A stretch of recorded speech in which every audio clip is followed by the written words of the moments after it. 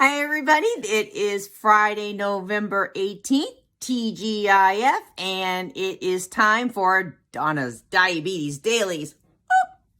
Hope you're all having a nice Friday so far. And today, I'd like to discuss cortisol. Yeah, cortisol. Heard it? It's interesting. It's a necessary evil, but it is something that, unfortunately, with we people living with diabetes can have an issue with. What is cortisol? Well, cortisol is the stress hormone in your body. It's kind of your natural alarm system. It works with certain parts of your brain to control mood, control motivation, control fear. It's your flight and fight.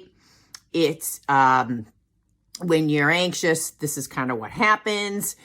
Your adrenal glands, which are near your kidneys, they're like triangle-shaped glands, they make the cortisol. What does cortisol do? Cortisol manages your body and how it uses carbohydrates, fats, and proteins. It does keep down inflammation. It does regulate your blood pressure. And it controls your sleep cycle, your wake cycle. Like, cortisol kicks in when it's time for you to wake up, basically. However, it increases your blood sugar. Now, in someone without diabetes, yeah, that will help, especially during times of sickness. Cortisol will kick in. It'll realize your body's under stress. Helps your white blood cells to kick out the illness. Things like that. However, again, if you have blood sugars which are uncontrolled, mismanaged, it'll help. It won't help matters. It'll make them go up even worse. So, what can we do to help with your cortisol levels to kind of keep them managed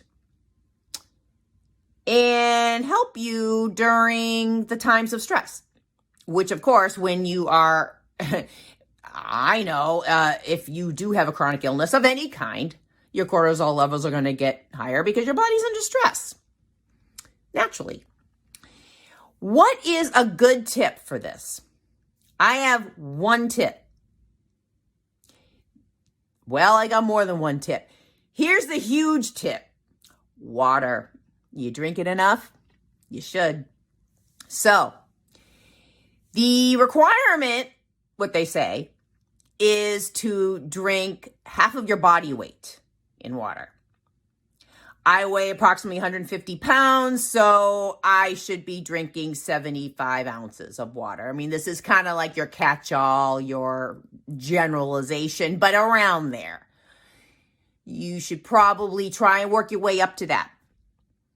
I actually drink 140 ounces of water a day, so over a gallon a day. What does this do?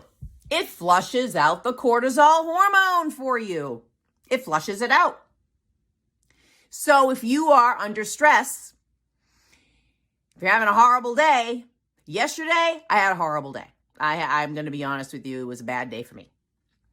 And very sad, very depressed, very nervous. I increased my water intake. Literally it does. Flushes it out so that your blood glucose levels are under control. You feel lighter, you feel calmer. It really does feel like it flushes out the anxiety. It really helps. That's my huge tip for helping with cortisol. However, there are other ways that you can help your cortisol levels too, and that is things like meditation. Try 5 minutes of meditation a day. So many places where you can go and get that. YouTube, there's apps, whatever. There's tons of them. On Instagram, there's tons of people who do it. Recommend meditation every day, 3-5 minutes. It's huge. Journaling, huge.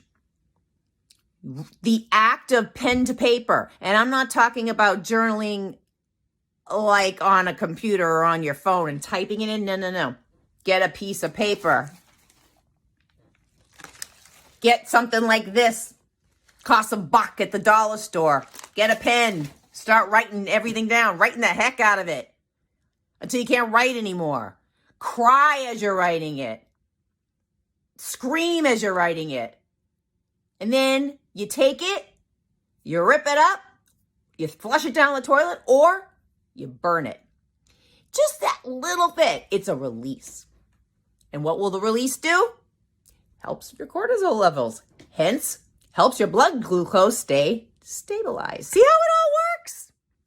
Pretty cool. What else? Exercise, of course. As I said yesterday, exercise is a cure-all for all things. It really is a cure-all for all things. Go for a quick walk. Will decrease your cortisol levels. Drink your water after. These are little tips. Cortisol. Again, necessary evil. Can be a problem with diabetics, but it doesn't have to be.